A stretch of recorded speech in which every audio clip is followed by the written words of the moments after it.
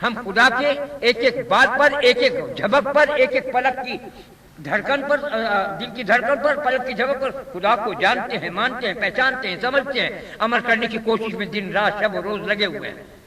ہم سے یہ سوال کریں کہ یہ کہاں سے آپ نے بیان کیا، یہ اس کی بے وقوفی کی بات ہے، اس کے کم علمی کی بات ہے، اس کے شعور نہ ہونے کی علامت ہے۔ ہم خدا کی طرف دیکھ کر بات کرتے ہیں، تم کتاب کو دیکھ کر بات کرتے ہیں، زمین آسمان کا فرق ہے۔ ہم صاحب کتاب کی طرف بات کرتے ہیں دیکھ کر، اور تم کتابوں میں الٹ کے مطالعے کر کے جب یا کرتے پھر بھی تمہیں یاد نہیں رہتا۔ اور ہم مطالعہ نہیں کرتے، ہم کچھ نہیں کرتے، ہمارے دل دماغ میں قرآن حدیث بسا ہوا ہے، ہم قرآن حدیث سے باہر جانا جانتے ہی نہیں۔ ہم کیا جانے قرآن سے باہر کیا چیز ہے، ہم کیا جانے رسول اللہ کی حدیث سے آگے کون سی چیز ہے، صرف شیطان کا چنگل۔ ہمارے لیے قرآن ایک دائرہ ہے، ہم اس دائرے میں ہیں، ہم اس دائرے سے باہر جا سکتے ہیں، لیکن تم نہیں جا سکتے، تم جاؤ گے تمہارے جاؤ گے، ہم دائرے سے باہر جائیں گے تو عرش کو کرسی کو چھوئیں گے، ہم دائرے سے باہر نکل کر عرش کو چھو سکتے ہیں، کرسی کو چھو سکتے ہیں، خدا کی خدائی میں جا کر سجدہ ریز ہو سکتے ہیں، یہ تم نہیں کر سکتے، یہ تمہارے میں طاقت نہیں۔ اعتراض تو تم بہت کر لو گے، بہت اعتراض کرتے ہیں۔ اعتراض کرنا آسان ہے، سمجھنا، فہم کرنا، شعور حاصل کرنا یہ بہت مشکل چیز ہے۔ تو بہت سی چیزیں بولتے ہیں جی کہاں سے ہے، قرآن سے ہے۔ قرآن میں کہاں ہے، مطالعہ کر، کہے کہ نہیں تو نے تعلیم حاصل کی، تو نے 10-12 سال کیسے علم حاصل کیے۔ رسول اللہ کے زمانے میں کوئی مدرسہ دارالعلوم نہیں تھا، کوئی مدرسہ کسی قسم کا نہیں تھا۔ آپ کے ہاں حجرے کے چاروں طرف وہ بنے ہوئے تھے چبوترے، اسے صفہ کہتے ہیں، اصحاب صفہ۔ وہ چبوترے وہ فقیر پڑے رہا کرتے تھے، درویش آپ سے علم سنتے تھے، اس پہ عمل کرتے تھے، علامہ زمان تھے۔ آج کل کا عالم بڑے سے بہت غوث قطب، ان کے اصحاب کے پیر کی گرد کے برابر بھی نہیں۔ شیخ عبد القادر جیلانی رحمۃ اللہ علیہ فرماتے ہیں حضرت معاویہ کو لوگ حقیر جانتے ہیں، حضرت علی کے مقابلے میں آنے کی وجہ سے جنگ و جدال کی، لیکن میں کہتا ہوں اگر ان کے گھوڑے کے سم کی خاک میرے آنکھ میں لگ جائے تو میری نجات ہو جائے۔ اسے کیا کہو گے؟ کوئی بڑے سے بڑا غوث قطب رسول اللہ کا جس نے کھلی آنکھوں چہرہ سامنے دیکھ لیا، کوئی اس کے گرد کو نہیں پہنچ سکتا، اس کا بہت بڑا مقام ہے، بہت بڑا مقام ہے۔ تو اس لیے وہ اصحاب، وہ علم، ہم اس علم کی طرح مطالعہ کرتے ہیں۔ کون سا علم تھا جو اصحاب رسول سے وہ زبان سے بھی سنتے تھے، آنکھ سے بھی دیکھتے تھے، دماغ سے بھی سمجھتے تھے، دل سے بھی اس کو پہچانتے تھے، 4 طرح کا علم حاصل کرتے تھے۔ وہ اصحاب صفہ جو پڑے رہتے تھے ننگے، ایسے کمزور حالت میں تھے کہ آگے سے کپڑا پکڑ کے سجدہ کرتے تھے، لنگی کہیں جو کھل نہ جائے، ننگے نہ ہو جائیں۔ وہ اصحاب، ان کا علم آج کل کا علامہ زمان اور بڑے سے بڑا غوث قطب ان کی گرد کو بھی نہیں پہنچ سکتا، بہت بڑی شان ہے۔ تو ان کا علم کو کیا کہو گے؟ وہ رسول اللہ سے سنتے تھے، رسول اللہ کو دیکھتے تھے، رسول اللہ سے سمجھتے تھے، رسول اللہ سے محسوس کرتے تھے، رسول اللہ سے ان کی ساری فضا تھی اندر سے باہر تک۔ وہ میں باتیں وہ کہتا ہوں تم سے جسے تمہاری عقل نہیں برداشت کر سکتی، اسے وہ کہتے ہیں یہ کام بات کہاں سے گئی؟ مثلا میں کہتا ہوں اللہ تعالیٰ فرماتا ہے میں ہر ایک کی روح کو قبض کرتا ہے ملک الموت، لیکن جو پانی میں ڈوب کر مرتا ہے، غرق ہو کے مرتا ہے، چاہے وہ خودکشی ہو، چاہے وہ مسلم غیر مسلم ہو، اس کی روح کو میں خود قبض کرتا۔ کیوں؟ اس کا جواب دیں اگر تمہارے، اور کہاں ہے؟ یہ قرآن میں ہے، میں کہتا ہوں اگر اس کی خبر نہیں تمہیں کہ قرآن پاک میں کہاں ہے تو پھر تم جاہل ہو، پڑھے لکھے جاہل، پھر تمہارے علم سے ہم کو کیا حاصل؟ تم کیا کسی کی تعلیم کرو گے جو تم خود تعلیم یافتہ ہوں گے؟ عالم کے معنی ہیں، مولوی کے معنی ہیں کہ وہ کچھ شائستہ ہو، مؤدب مہذب ہو، آراستہ پیراستہ ہو علم کے زیورات سے، اور وہ دیکھتا ہو، وہ پہچانتا ہو، وہ اس پہ عمل کرنا جانتا ہو، وہ عمل کرنے کا طریقہ بتاتا ہو، اس کو کہتے ہیں عالم۔ خالی کتابوں سے لدا ہوا، وہ تو رسول اللہ کا فرمان ہے کہ گدھا جیسے کتابوں سے لدا ہوا بوجھ اٹھائے پھرتا ہے۔ علم ایک نور ہے، اللہ تعالیٰ عین علم ہے، نور ہی نور ہے، علم ہی علم ہے خداوند۔ اس علم سے تمہیں کچھ حاصل ہو جاتا ہے، کتنا؟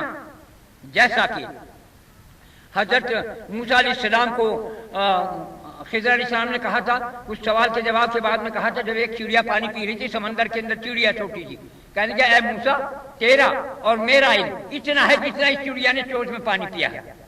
کتنا آئے گا چڑیا کی چونچ میں پانی؟ تیرا میرا علم اتنا ہے۔ تو خدا عین علم ہوا، کون پہنچ سکتا ہے اس کے؟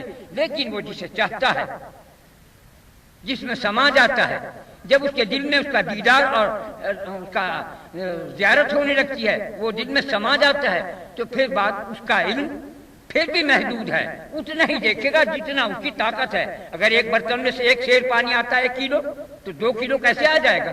جو ایک دیگ کے اندر 1 من پانی آتا ہے تو 2 من پانی کیسے آ سکتا ہے؟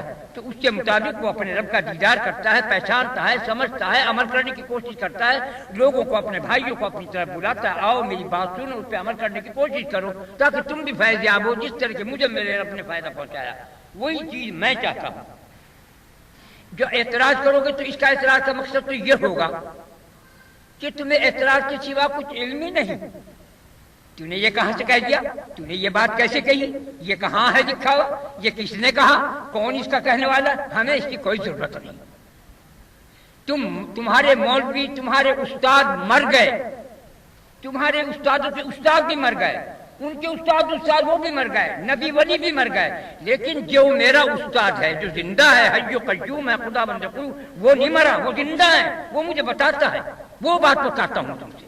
اگر تمہاری مرضی اعتراض کرو گے اپنا نقصان ہوگی، میرا کوئی نقصان نہیں، میں تو دل مطمئن ہے، اپنے رب سے راضی ہے، خوش ہے، پسند کرتا ہوں، اس کی بات بنتا ہوں، اس کے بعد جو بات وہ مجھے ناپسند ہے، میرے دل کو بالکل بھی گوارا نہیں، وہی چیز پسند ہے جو میرے رب نے قرآن پاک میں فرمایا، جسے عمل کر کے رسول اللہ نے دکھلایا، جس کو متعلق آپ بار بار فرماتے رہے، وضاحت پوری دی ہے رسول اللہ نے، ہم وہ بات کہتے ہیں۔ یہ لکھی پڑھی بات، یہ رٹی رٹائی بات ہمارے ہاں اس کا زندہ کوئی نہیں ہے، یہ تم کرو، تم نے اپنے وقت ضائع کیے، تم نے اتنی مدت سے پڑھنے میں لگائے، طالب علم کے وقت لگائے، تم جا کے دیکھو کہاں ہے، مجھ سے پوچھتے ہو کہاں ہے، ہمیں کیوں بتائیں؟ ہم کہتے ہیں صرف قرآن میں۔ کون سی چیز ایسی جو قرآن پاک میں نہیں؟ پہاڑ سے، عرش سے لگا کے اور ریزہ تک، ذرہ تک، بال کے سرے تک، ریت کے ذرے تک کل موجود ہے۔ ہمیں اس پہ یقین ہے، تمہیں خدا کی بات پہ یقین نہیں، تم اعتراض کر لیتے ہو۔ جو دل میں اعتراض کرتا ہے وہ اللہ کیا فرماتا ہے قرآن پاک نہیں؟ اے محمد صلی اللہ علیہ وسلم، شک کرتے ہیں، یہ شک کے مرض میں مبتلا ہیں، ہم شک کے مرض میں مبتلا نہیں ہیں۔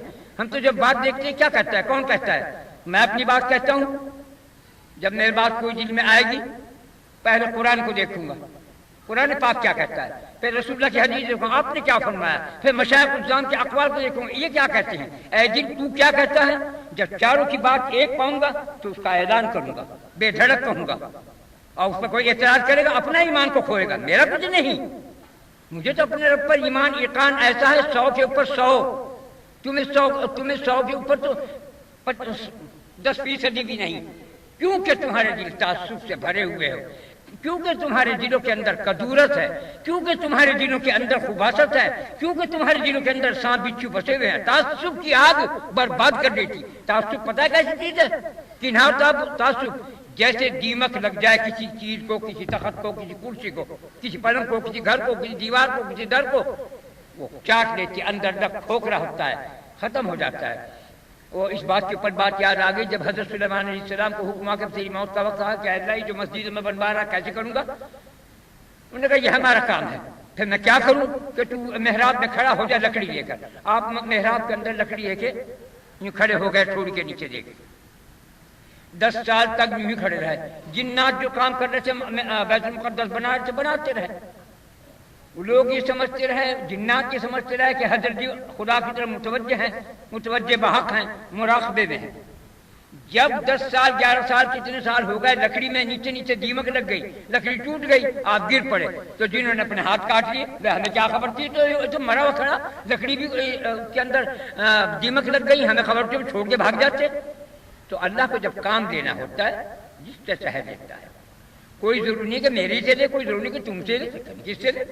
بہت سے لوگ کسی کو برا کہتے ہیں، وہ عیار ہوتا ہے، مکار ہوتا ہے، زیناکار ہوتا ہے، بدکار ہوتا ہے، لیکن خدا جب کسی کو بندے کو چاہتا ہے اسے پاک صاف کر کے سنہرا بنا کے اپنے سامنے کھڑا کر کے اور اس پہ ایک کمپا مارتا ہے، ولی اللہ سر سے پیر تک نوری نور۔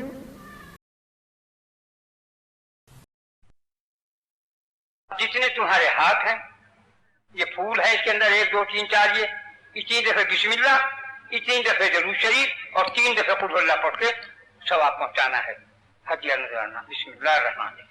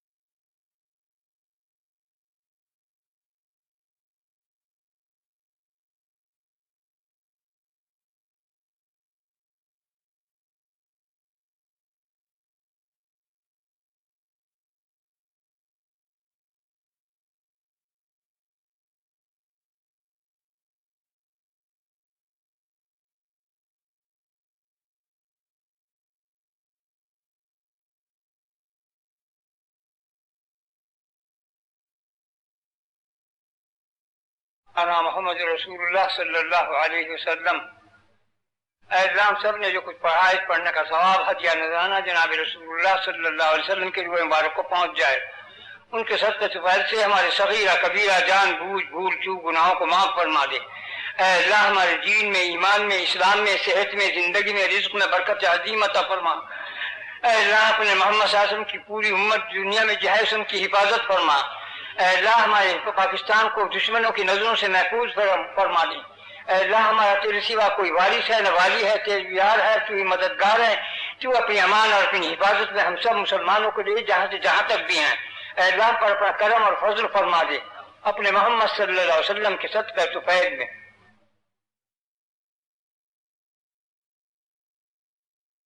رحمتک یا ارحم الراحمین.